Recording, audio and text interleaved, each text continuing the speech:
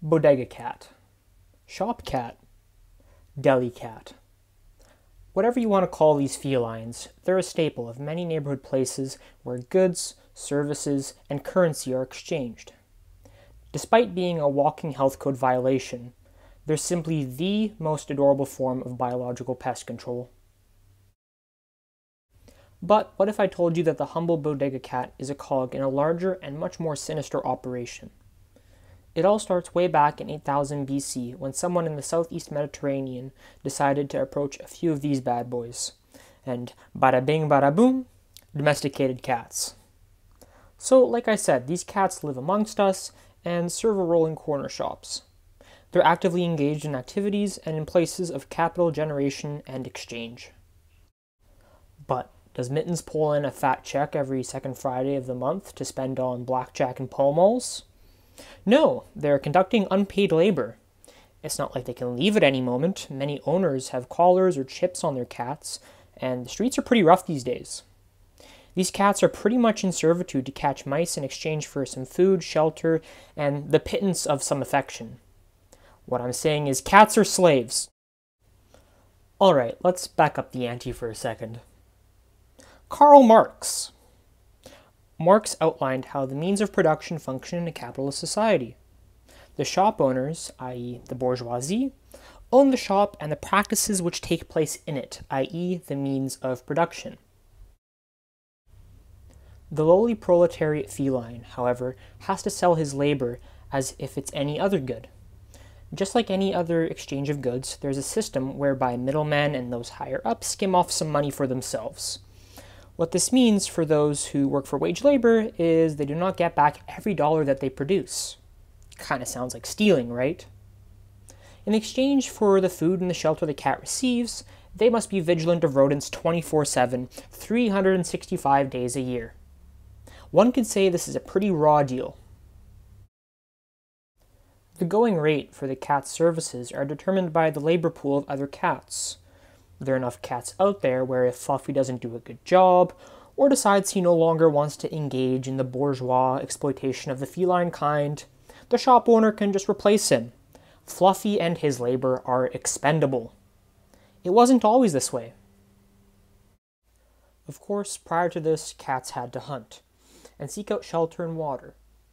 But beyond meeting basic needs, cats could do with their leisure time whatever they pleased.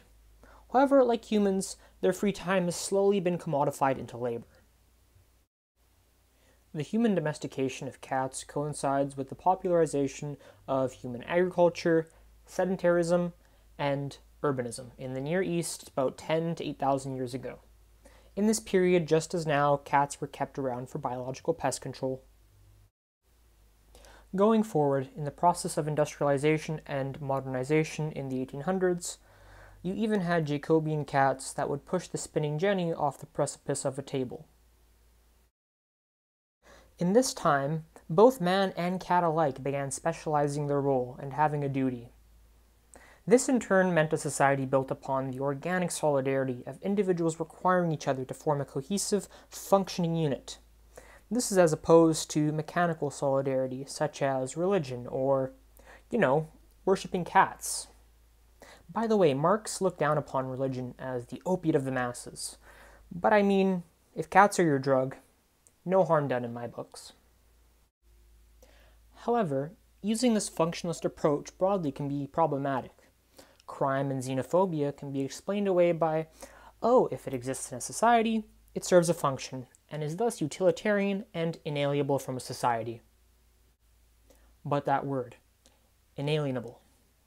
Can we assume that cats feel alienated from their work because they're part of the greater capitalist machine that churns out atomized individuals like a meat grinder?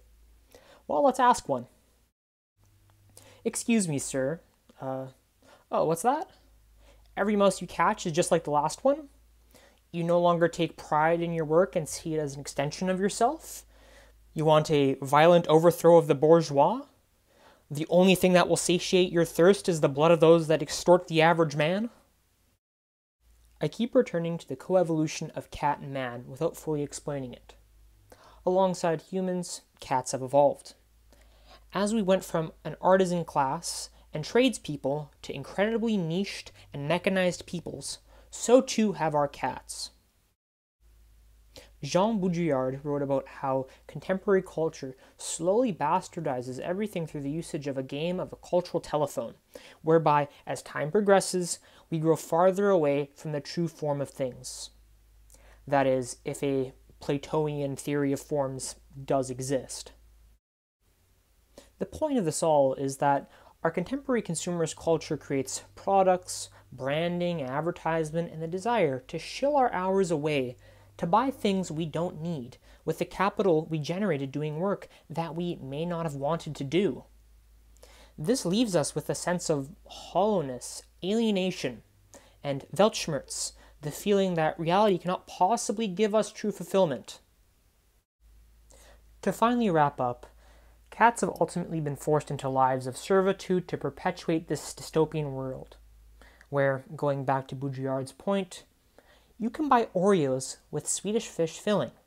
Now, to my knowledge, there is no fish involved in this product.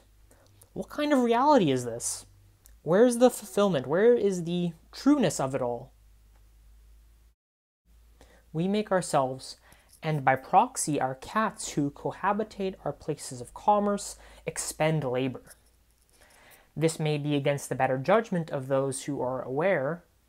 However, the nature of capitalism and commercialism is so pervasive that, as Adam Smith put it, an invisible hand dictates our actions in such a subversive manner that we don't even notice it. Well, an invisible paw, if you will. It guides the behavior of the average individual to the extent that we do illogical things by our own will. But we must ask ourselves, is it really our will to work 40 hours a week? Sit in traffic and buy stuff we really don't need? I'll let you, the viewer, answer that.